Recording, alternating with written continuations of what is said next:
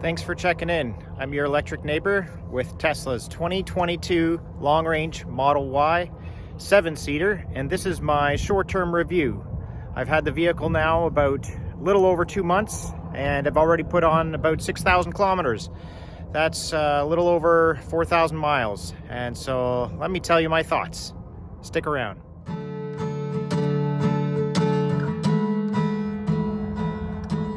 Just going to start with a general overview of the car. Had a comment on the last video just trying to outline the third row seats, that somebody really didn't like the red, and I found that was probably mainly due, my car was really dirty in that video.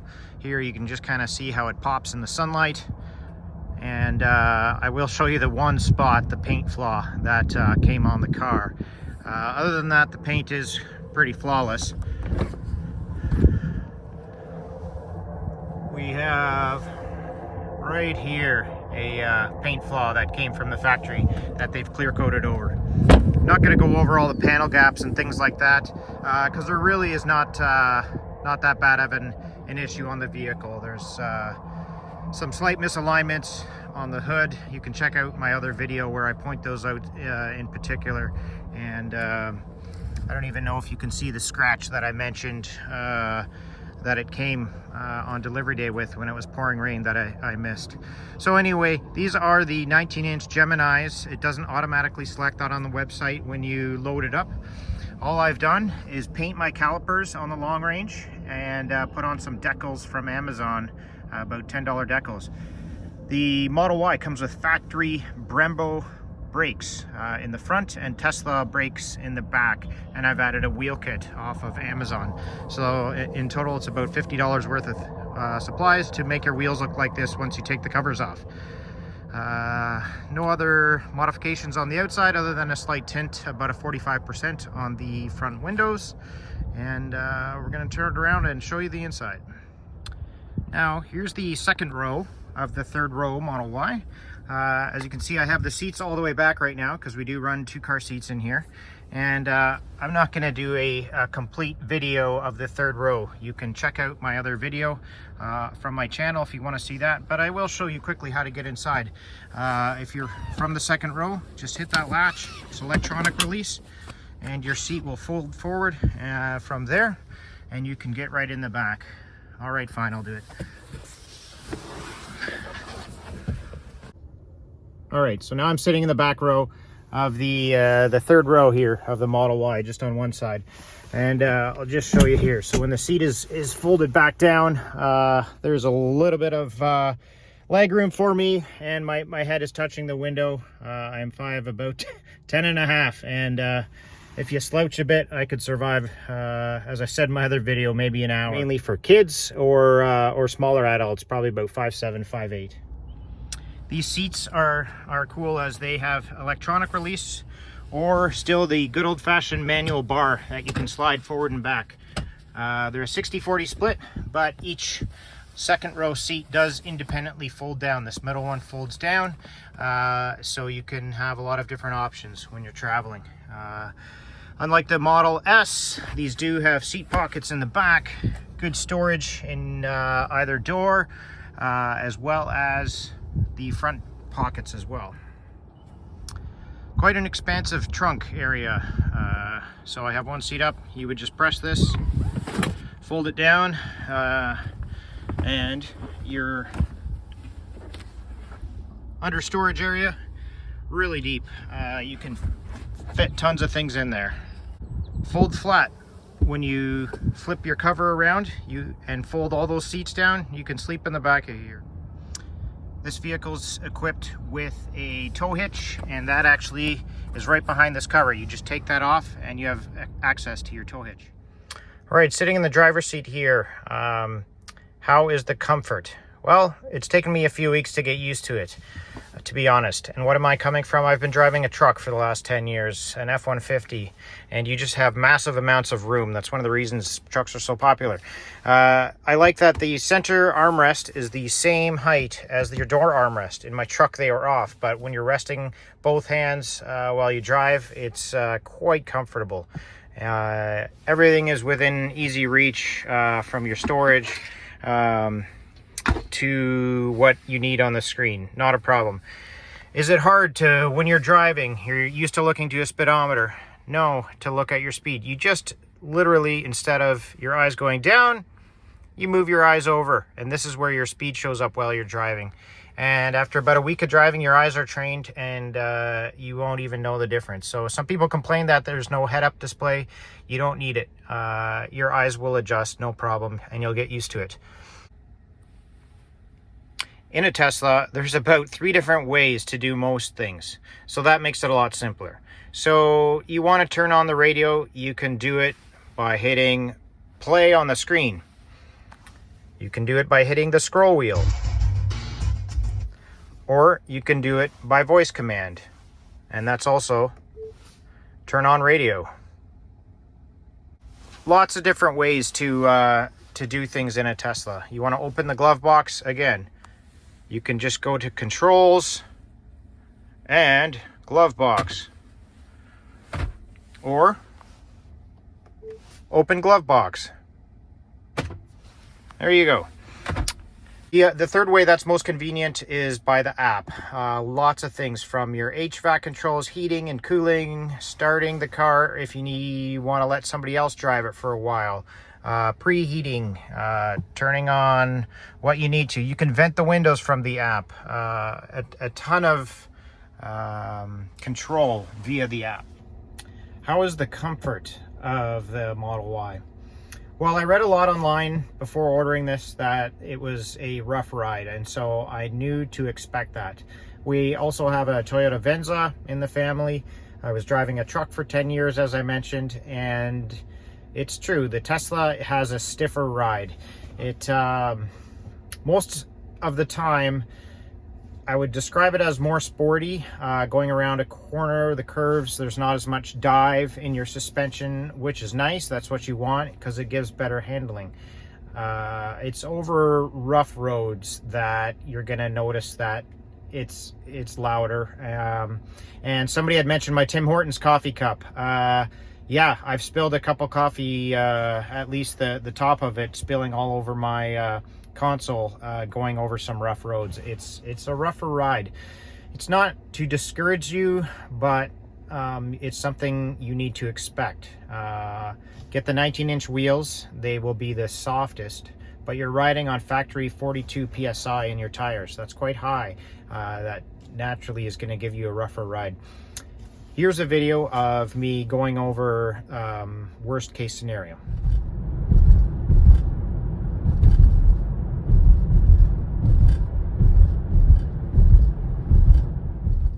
So the thing I don't like about that is how it booms over bumps. And I think that's just a product of the vehicle in itself being a stiffer chassis, stiffer suspension. When you go over the bumps, it just reverberates through the entire car. Now, that's only a small percentage of the time. When you're going over most roads, most surfaces, yes, it's rougher, but it doesn't boom like that. I just wanted to give that clip to show you kind of the real world worst case scenario that you'll find. I think day to day, you know, you're going to adjust. How's the range? Well, as you can see, it says right up here 69%. All you have to do is touch that, and it'll switch back to miles or kilometers, depending where you're located, if you want to see a quick change. Now, it's been pretty good. I'll show you overall where we're at with that. You just click on trips. Now I have my lifetime energy used. This is mostly winter driving with winter tires, 187 watt hours per kilometer. Since I've switched, these two you can change the names of. So I've called this one tires and this one's lifetime. On tires now, so far in a bit of driving with my summer tires, I'm averaging down to 161 watt hours per kilometer. This is a mix of highway kilometers and city driving. I imagine that'll still improve yet. The biggest factor in range, as you've probably read, is temperature. And I would say the next biggest one is your speed, which in turn is also wind resistance. Really windy day, that's going to kill your range, as well as if you're going well over the speed limit, that'll also have a hit on your range, mileage. Tesla is pretty good at estimating the range when you use the built-in navigation. So if you say, you know, I'm going to work, I want to go home, I want to go to the mall, or just on a trip and from supercharger to supercharger, and it'll say you'll arrive with 10%. You know what? You'll probably arrive with 10% because it calculates variables like elevation and temperature of the battery. I'm not sure if it uses ambient air temperature. I'm quite sure it does. So all those things are going to incorporate into the software, and it's going to do an excellent job, and that's really going to help your range anxiety. I found that I've learned to trust this number on here to a degree. Where I don't trust it is when, like I said, it's cold out, you're driving faster than the speed limit. Well, that's going to go down. So if I drive 100 kilometers in the winter time, this range will have decreased by, let's say, 140 when I only drove 100. On the warmer temperature days, right now it's 9 degrees Celsius. When it gets warmer, maybe I'll drive 100 kilometers and it'll take off about 110 off my range up there. So you're gonna find that for most cases, if you put in your navigation, it's gonna be dead on. If you're just kind of eyeballing it based on how you drive, some people find it better to have it on just percentage. And I've done a mixture between the two. I haven't settled on what I like better so far. How is the car holding up after a few months of use and abuse from the little ones? Well, the only accessory I bought inside so far was a set of floor mats, and they're helping keep the dirt and mud and grime out. Easily cleanable. And I'm going to flip the phone around and show you the materials here. As you may know, these are a vegan leather, a man-made product. They're very easy to wipe down, very comfortable, and they look great. The materials that I wonder long-term are, I've wiped this down already, but the backs of the seats, I know some companies do sell some protection, different types of mats and clear coats for the back of there. You know, the door cards you can see are getting scuffed up a bit, but again, most of that would wipe off. It's not actually scratching the plastic, although I'm sure little micro scratches get in along the way. The kids love the Alcantara material on the inside of the door cards there. So holding up pretty good so far. I don't have any squeaks. I don't have any rattles inside. The only thing that rattles is my own stuff that I have laying around in the vehicle. So quality wise, I'm not having any issues. Just trying to give you just an overview. A lot of things Tesla does, these are all magnetic the way they attach, so everything just seems to work. And along with the magnetic, there's nothing to rattle in the future because it's either going to hold or it's not going to hold. Hopefully it keeps holding. How's the stereo? Well, at first I wasn't super impressed. I had a really good stereo that I'd put in myself with 2 separate amps in my truck, and so when I first tried a few of the different media availability from radio to Bluetooth streaming, I was like, yeah, it's all right. I don't know what everybody's raving about. After using it for a few months and trying out more options on the screen, especially the included media streaming service, it's gotten better. It's gotten better. My ears have adjusted. I don't know. It's got 14 speakers, and depending on what you're listening to, the source really makes a difference. So some use those different speaker sources to really blend the music really well. And there's been a few updates that I think have helped improve it in the meantime. Let me show you that. When you're listening to any media source, probably not 680 News, you can click on that little button and it'll bring up your audio settings. So there's something called immersive sound. I manually have it on high, probably shouldn't, instead of auto, but I just found that helped. You know, I follow kind of a V based on your EQ, and they've added this with a later update as well. You can control the sub. I think it's just a 6 or 8 inch sub. It's not huge, but it's not bad. So easy to move stuff around, balance, really simple. The way most things are designed on a Tesla, just easy to use, right? Not a lot of options to dig into. User interface. So I went over a bit of a summary of this, and they've already made a lot of updates. So things like your heated steering wheel, heated seats, you can now move back to your bottom bar. So you want to customize something, just click on, hold down, and then you can drag and drop where you want it. If you want to adjust the fan, you can just hit this and adjust your fan speed up there. Pretty simple.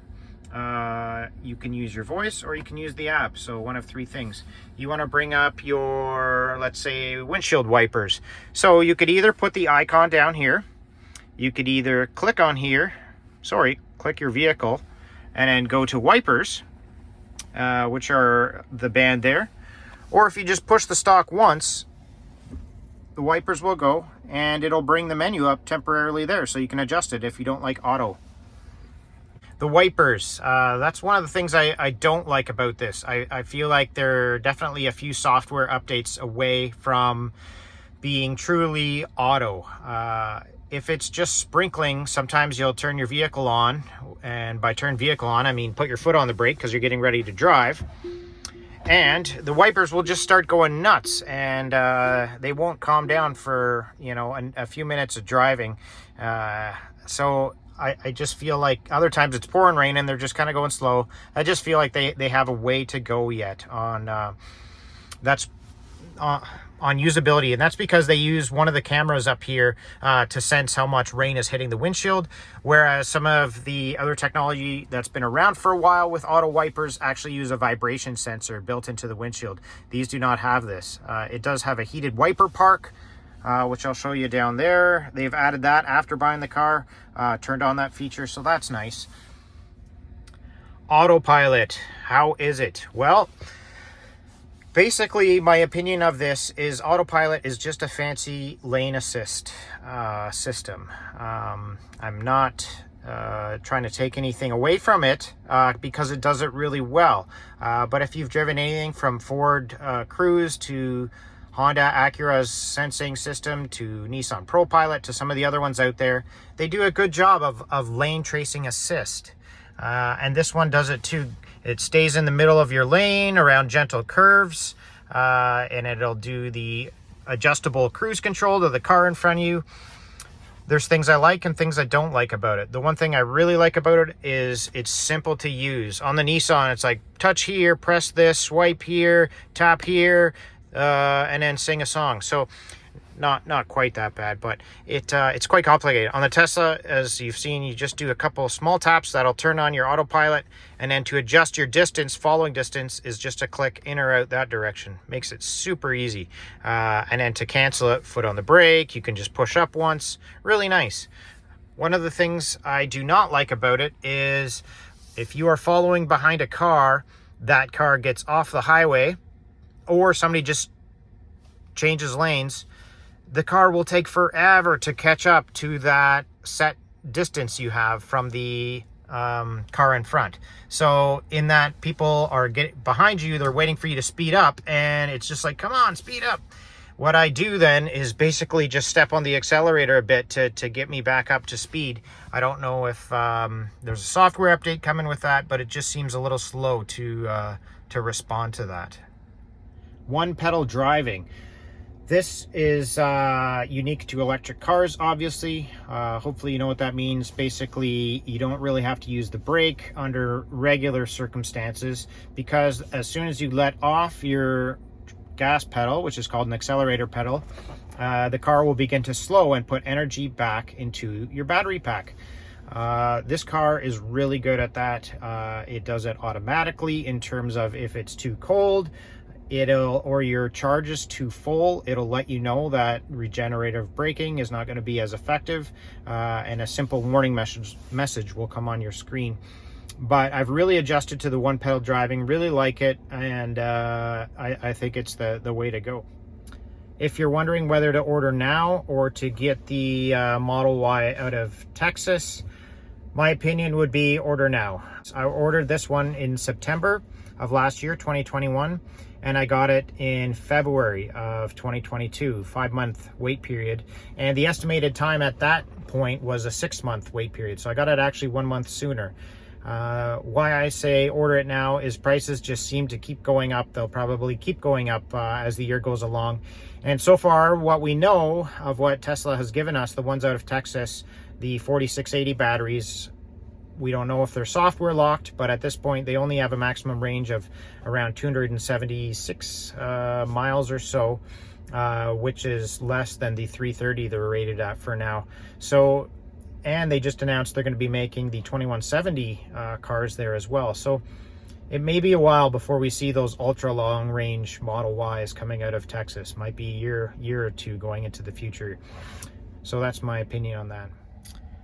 What did it cost? Well, I was fortunate. When I ordered this in September of 2019, the cost of a Model Y here in Canada, base long range all-wheel drive, was still $69,000.